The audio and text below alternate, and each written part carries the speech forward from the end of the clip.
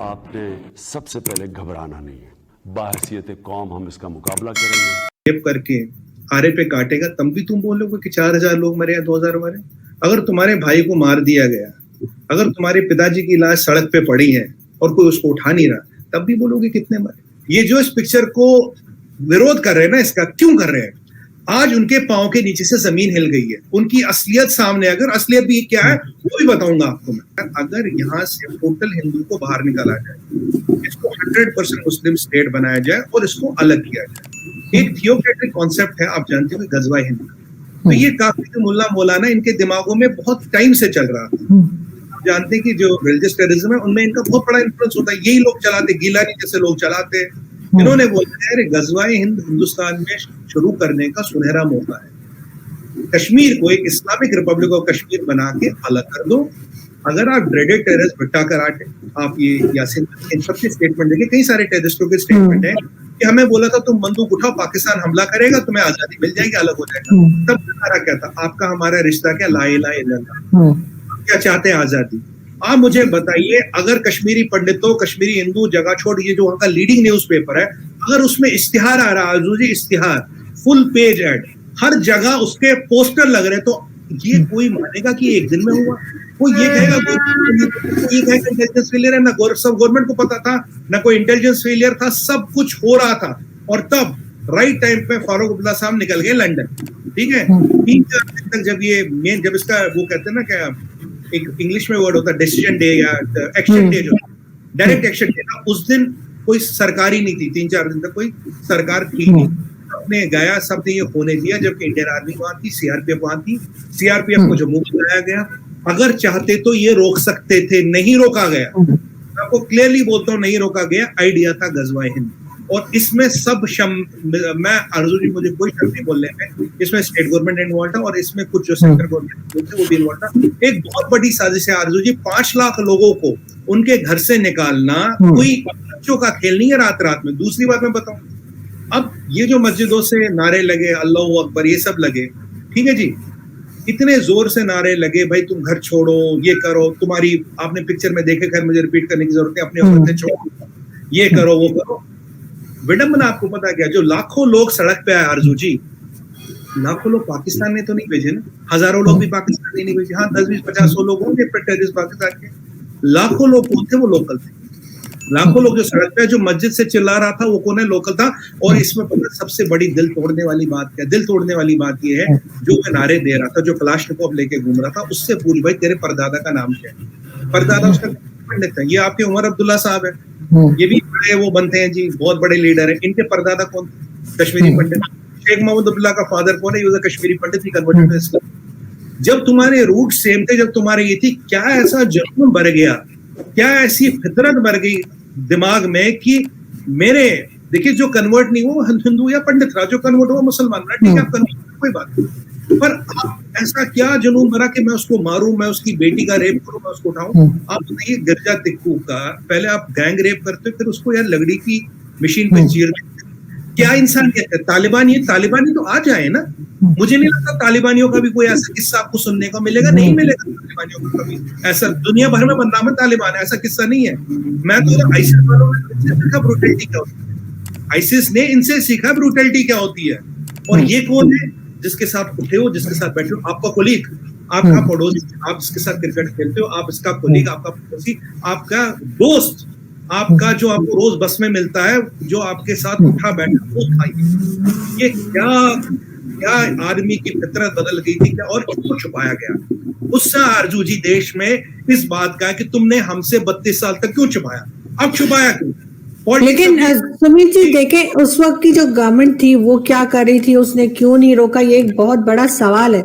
लेकिन full credit goes to Agnihotri sir कि उन्होंने जो है वो इस टॉपिक को उठाया और इसको इतना बोल्ड तरीके से बनाया है। वरना 100 दफा इंसान सोचते हैं कि पता नहीं ये सिनेमा में ये चीज चलेगी या नहीं। टीवी पे तो चल जाता है, बहुत कुछ इस किस्म का होता है, डॉक्यूमेंट्री टाइप, वो चल जाता है।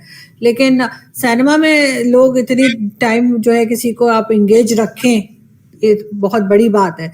एक्टर्स उन्होंने बहुत जबरदस्त सेलेक्ट किए, स्पेशली मिथुन चक्रवर्ती जी और अनुपम खेर साहब तो जाहिर है कि वो तो खुद एक इंस्टीट्यूशन है और उनसे तो लोग सीखते हैं। तो आपको लगता है कि इसमें मेरे ख्याल से, maybe I am wrong, लेकिन मेरे ख्याल से ज्यादा क्रेडिट अगेन डायरेक्टर को ही जाता है, उनके डायरेक्शन जो है वो बहुत ब्रिलियंट थी। और शुरू में भी जो स्टार्ट हुई है मूवी और थोड़ी देर के बाद जो है वो एक दिखाया था, कोई फीमेल थी वो लोगों से बात कर रही थी, क्राउड बैठा था उनके साथ, और उसमें एक हिंदू लड़का जो है वो उठकर फिगर बताता है जितने हिंदूज को मारा गया है, कोई 1 लाख कुछ उसने फिगर बताई। तो ये सारी रिसर्च करना और ये सारा कुछ, तो आपको लगता है कि बहुत टाइम लगा होगा इनको ऑब्वियसली, लेकिन फिर भी पब्लिक जो है वो आप जैसे कह रहे सिर्फ छुपाने की वजह से नाराज है, या कोई इस तरह की भी बात है कि किसी को ऐसा भी लग रहा है कि नहीं ये फैक्ट्स नहीं है और इसको थोड़ा सा बढ़ा के बताया गया, क्या कोई इस तरह की बात भी हो रही है? आजू जी, पहले बात तो मैं आपका धन्यवाद दूंगा, बहुत ही बेहतरीन सवाल, और क्रक्स जो कहते हैं ना आपके सवालों में, हमेशा एक वो क्रक्स होता है, आपने पूछा, thank you for asking this ma'am. पहली बात 700 देखिए, मैं हमेशा डाटा के साथ बात करता हूँ, हवा में मैं हवाई फायर नहीं करता। 700 जो विक्टिम्स हैं उनकी फैमिलीज का इंटरव्यू लिया इन्होंने, 700 विक्टिम्स की फैमिलीज का इंटरव्यू लिया इन्होंने, कुछ साल रिसर्च किया, जगह देखी, लोग मिले, सबसे बात की। और एक ग्रुप है JKPD करके, उनके एक डॉक्टर सुनील कोल है, उन्होंने इनको बड़ा प्रोत्साहित किया, भाई आप इस पे पिक्चर बनाओ।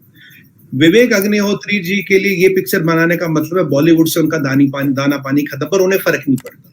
अगर बॉलीवुड की बरादरी में रहना तो ये पिक्चर आप नहीं बना सकते, हिम्मत चाहिए, मैं मानता हूँ आपकी बात, हिम्मत चाहिए, और इस पे अपना पैसा लगाना आपको, क्योंकि ये चलेगी नहीं चलेगी आपको पता नहीं, ये कमर्शियल सिनेमा नहीं है। मैंने उनका इंटरव्यू देखा था अग्निहोत्री साहब को, उनकी मैडम का जो मिसेस है पल्लवी जोशी जी, उन्होंने बोला भाई हमें लगता था ये हम पे कर्ज है, हमें ये कर्ज उतारना है।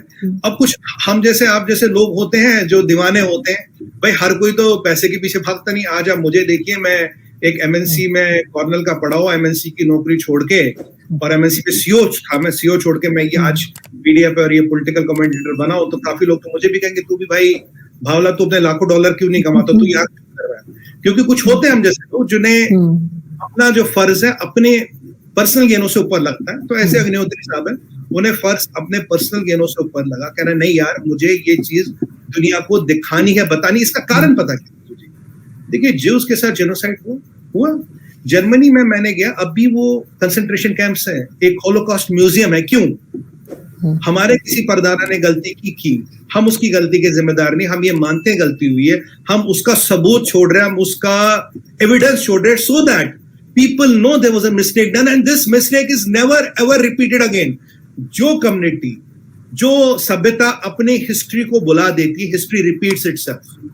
अगर आपको एंश्योर करना history never repeats, acknowledge there was a mistake, उसको रखो, दिखाओ अपनी जनरेशन को, भाई तब गलती हुई थी, पता नहीं क्या फतूर सर पे चढ़ा था, गलती हुई भाई, ये उस गलती का प्रमाण है, आगे नहीं करनी है तुम्हारे लिए, इसलिए छोड़ के ये जा रहे हैं कि आगे तुम में से किसी के दिमाग में भी अगर ये चीज आए तो आप इसको देखो और समझो, बोलो भाई ये नहीं करना, ये नहीं करना, इसीलिए बनाया गया। मुझे बताइए इतना बड़ा जेनोसाइड हुआ और 4000 लोग, विवेक अग्निहोत्री आज उसके घर नहीं 4000 नहीं मरे, इतने मरे। मैं कहता हूं, मैं बताऊं आपको, आज पॉलिटिकली करेक्ट नहीं होगा, आज छोड़ दीजिए पॉलिटिकली करेक्ट होना, आज बोल देता हूं मैं, जो ये कह रहा था ना कि भाई ये 4000 लोग नहीं मरे, 2000 लोग मरे, मैं उससे एक बात पूछता हूं, अगर तेरी बहन को रेप करके आरे पे काटेगा तब भी तुम बोलोगे कि 4000 लोग मरे या 2000 मरे?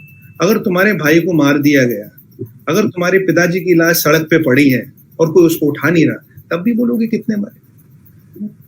ये पता है आसान है, आप और हम, हमारा को फर्क पड़ता है। इनसेंसिटिव किस्म के लोग हैं सर हमारे यहाँ, लोग नंबर गिनते हैं, अर्जु जी नंबर के, कितने मरे, कितने मरे, मतलब यहाँ तो हमारे सनातन में तो ये कहता है चींटी को मारना भी पाप है, यहाँ तो इंसान की बात हो रही और कह रहे कितने मरे, अग्निहोत्री इतने कह रहा, आंकड़ा इतना कह रहा, गवर्नमेंट इतना कह रही, अरे इंसान के बच्चे शर्म कर।